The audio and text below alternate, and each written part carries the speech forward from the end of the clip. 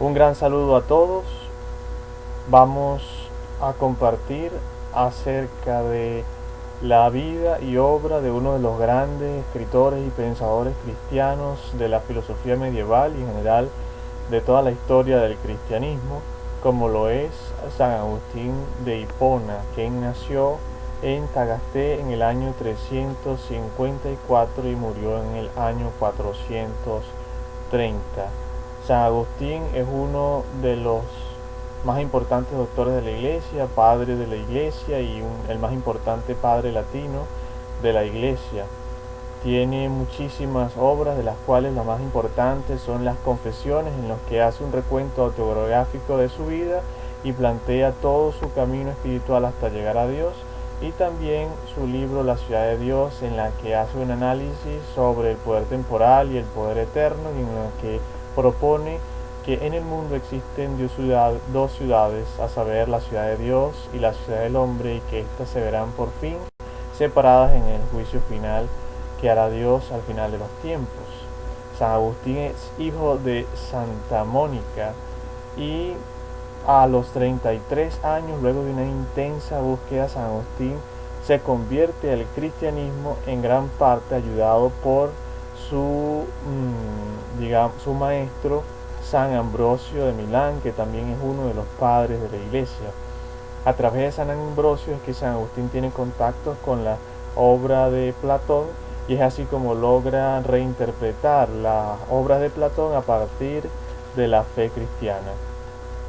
San Agustín, antes de convertirse al cristianismo, pasa por diferentes sectas y grupos de pensamiento, como lo fueron el maniqueísmo, que propone dos principios creadores, el bien y el mal. Luego también pasa a la gnosis, que propone la salvación a través del conocimiento sin mediar ninguna autoridad. Y por último, digamos que cansado de esta búsqueda, fue escéptico. Se unió a este grupo de académicos escépticos que proponían que no podíamos conocer las cosas verdaderas. Pero San Agustín, incluso cuando fue un escéptico, nunca negó la existencia de Dios. Sin embargo, luego de su conversión, justamente por la inconformidad con el escepticismo académico de su tiempo, logra hacer una gran apología del cristianismo y defiende que justamente los medios sensibles son el primer estadio del conocimiento, y que no podemos dudar justamente de los objetos de nuestra conciencia. Ellos nos permiten saber que de hecho existimos y que de hecho sí hay una verdad.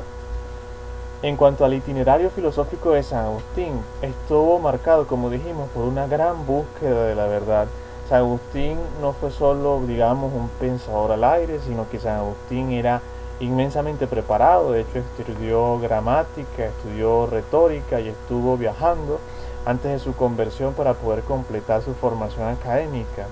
Así que San Agustín, cuando se convierte al cristianismo, ya tiene un bagaje muy amplio que le permite verdaderamente dar respuesta a los grandes problemas de la fe cristiana.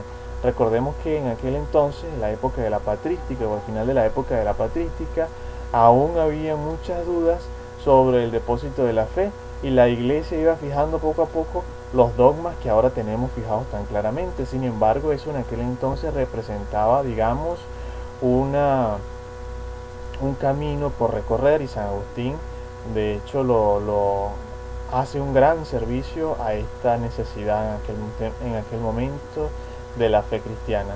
Por lo tanto, San Agustín no ve una separación entre fe y razón, sino a la vez más bien como complementarias. Fe y razón en San Agustín, digamos que son dos caras de una misma moneda, porque ambas se ordenan al conocimiento de la verdad y ambas son dones de Dios. La metafísica para San Agustín sigue el corte platónico en cuanto al orden de los seres, se va subiendo en cuanto a la intensidad de los seres hasta llegar a Dios. Es una metafísica, por lo tanto, del ser y de la verdad. En cuanto al hombre, San Agustín ve una tríada en el hombre que sería imagen de la Trinidad. El hombre estaría compuesto por cuerpo y por alma y espíritu, y también por memoria, entendimiento y voluntad. Estas serían de hecho las facultades del alma. Y en cuanto al cuerpo y al espíritu, serían esencias separadas, pero el cuerpo no sería el castigo del alma, como lo dice Platón, sino que el cuerpo también es un don de Dios, y de hecho es el que nos permite el primer conocimiento sensible del primer estadio, vamos a decir, del primer estadio de la verdad, vamos a decirlo así. También podemos hablar en San Agustín de un tema muy importante, como es la libertad y la gracia, debido a que en aquel entonces existía aquella herejía pelagiana en la cual Pelagio decía que el hombre prácticamente se salvaba por sus propias fuerzas. San Agustín en aquel entonces va a defender la libertad y la gracia, y la va a definir bastante bien. La gracia es un don de Dios, sin embargo, el hombre puede colaborar con la gracia por su propia libertad y tiene de hecho la obligación, si quiere salvarse, a adherirse a ella.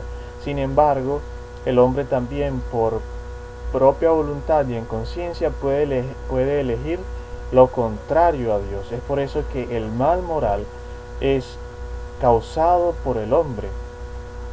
Sale de él al elegirse a sí mismo en contra de los bienes inmutables. Es por eso que San Agustín en la Ciudad de Dios dice una frase que de hecho me parece que viene bien para comprender esta filosofía de San Agustín, este entendimiento de lo que es el hombre. Dice que en dos amores fundaron dos ciudades. El amor a Dios hasta el desprecio de sí mismo fundó la ciudad de Dios, y el amor del hombre, el amor de sí mismo hasta el desprecio de Dios, funda la ciudad del hombre. San Agustín al principio de su vida tiene contacto con el Antiguo Testamento, y sus estudios de gramática y de retórica le hacen creer que el Antiguo Testamento más bien carece de gran riqueza, lo cual es interesante porque luego San Agustín va a ser uno de los grandes conocedores de la Sagrada Escritura. Uno de los argumentos para la existencia de Dios de San Agustín es el que quiere ver en las ideas innatas del hombre la existencia de un ser que ciertamente sostenga estas ideas innatas, que son inmutables y que son eternas. Platón planteaba que para que esto fuera así, el alma tendría que ser también eterna. Es por eso que la teoría platónica es la preexistencia de las almas. Sin embargo, San Agustín va a cambiar esta tesis por la tesis de la iluminación de Dios, que daría paso a la existencia de ideas eternas en la conciencia humana. Es así que este argumento agustiniano recorre toda la filosofía medieval, e incluso la escolástica se adhiere a él como un argumento verdaderamente positivo para probar la existencia de Dios. San Agustín sin duda es uno de los grandes filósofos y teólogos de toda la historia, y es conocido como el mayor filósofo del primer milenio después de la era cristiana. Es por eso que estudiar a San Agustín es un hecho de gran actualidad, y es un hecho que nos puede ayudar a comprender, por ejemplo, hoy en día, ayudar a sanar el acercamiento y el entendimiento de la fe y la razón, ya que en San Agustín ellas no aparecen peleadas, sino que más bien aparecen como dos caras de una misma moneda. Podemos entender muchas cosas de este santo, no solamente sus escritos, sino también justamente su vida, que como todas las que alcanzaron la santidad, es modelo de vida cristiana.